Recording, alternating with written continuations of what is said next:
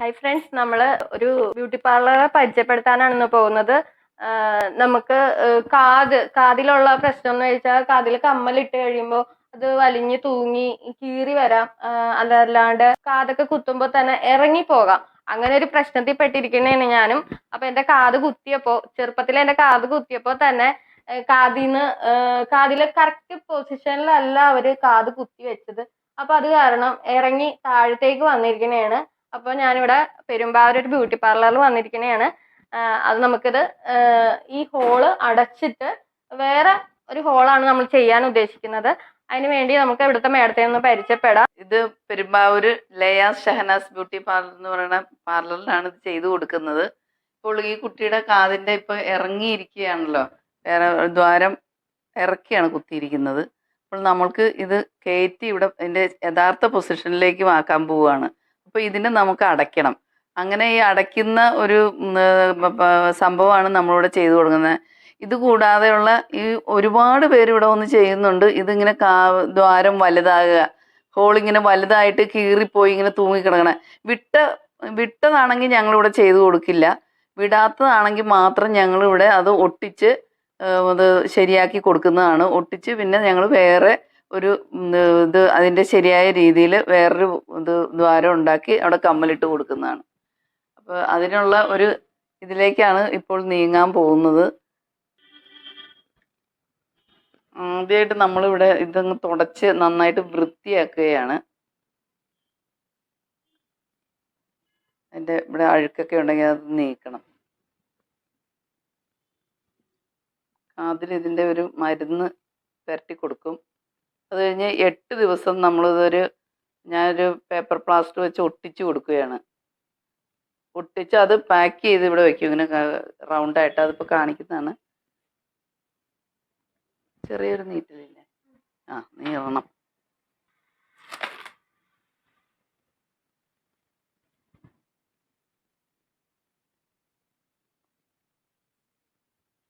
എട്ട് ദിവസമാണ് ഇതിൻ്റെ ഒരു കണക്ക്. കെട്ടിവെക്കുന്നു.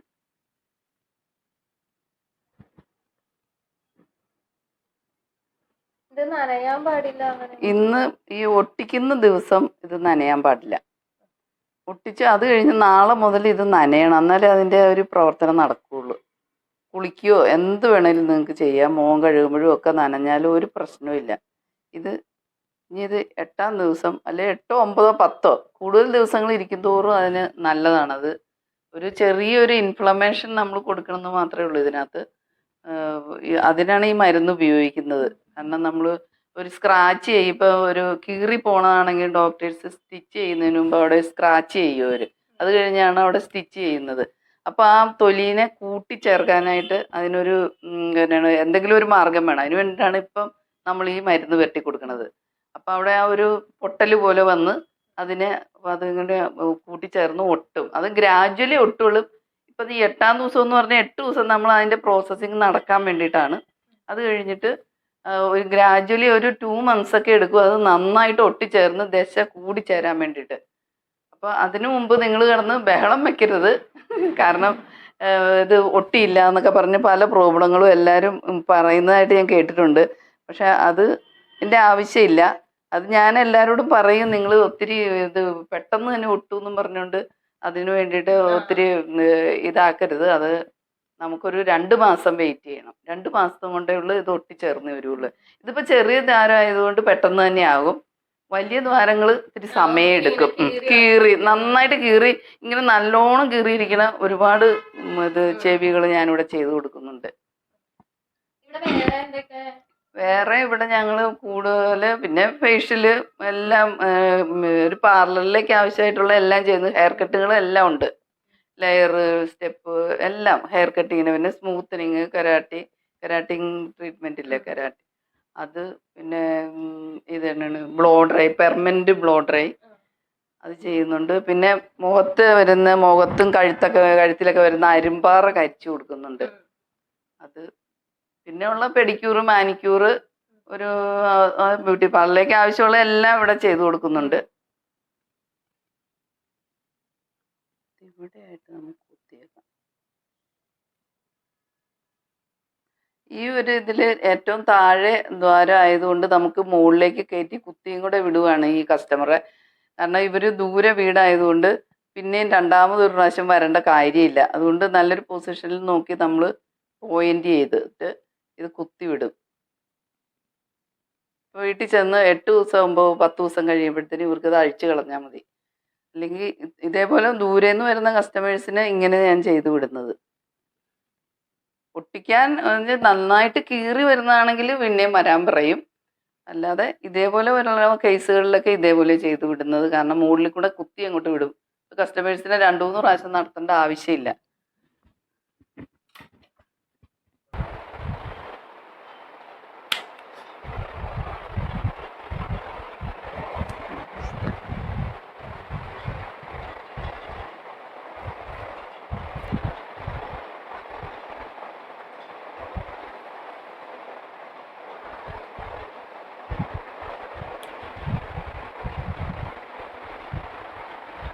ഉപ്പുനീരൊന്നും ഇടണ്ട, ന്യൂസ് പൊറിനാണ് അരിയണം പൊടി.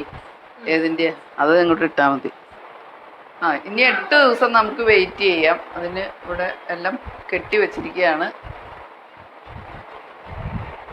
8 ദിവസം കഴിഞ്ഞിട്ട് 8 ദിവസമോ 10 ദിവസം ആയിരുന്നാൽ നല്ല കാര്യമാണ്. 10 ദിവസമാണ് കൂടുതലും നല്ലത്. 10 ദിവസം കഴിഞ്ഞിട്ട് നമുക്ക് അത് അഴിച്ചു കളയാം.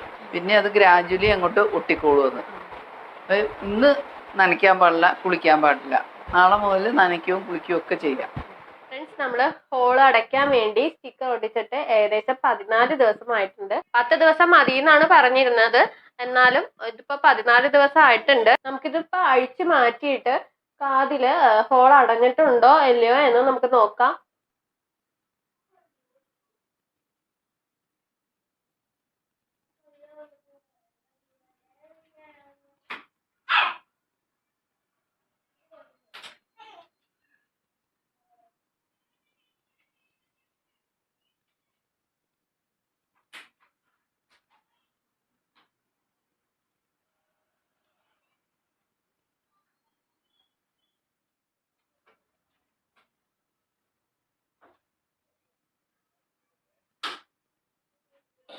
ദേശം ഒന്ന് കൂടിയിട്ടുണ്ട് അല്ലേ?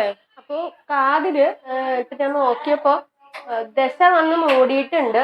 ഇത് പൂർണ്ണമായിട്ട് ഇതിന്റെ പാടൊക്കെ പോകുന്നുണ്ടെങ്കിൽ ഒരു 2 മാസം എടുക്കും എന്നാണ് പറഞ്ഞിട്ടുള്ളത്. അപ്പൊ നമുക്കൊരു 2 മാസത്തോളം ഇത് വെയിറ്റ് ചെയ്യാം. അത് 2 മാസം കഴിഞ്ഞിട്ടുള്ള ഇത് എങ്ങനെയുണ്ടെന്ന് ഞാൻ കമന്റ് ബോക്സിൽ ഇട്ടേക്കാം. നമ്മുടെ വീഡിയോ ഇഷ്ടമായെങ്കിൽ നിങ്ങൾ ലൈക്ക് ചെയ്യുക. മറ്റുള്ളവർക്ക് ഉപകാരപ്രദമാകുന്ന വിധത്തില് വീഡിയോ ആണെങ്കിൽ നിങ്ങളത് മറ്റുള്ളവർക്ക് ഷെയർ ചെയ്യുക. മറ്റൊരു കിടിലൻ വീഡിയോ ആയിട്ട് വീണ്ടും വരാം. ബൈ.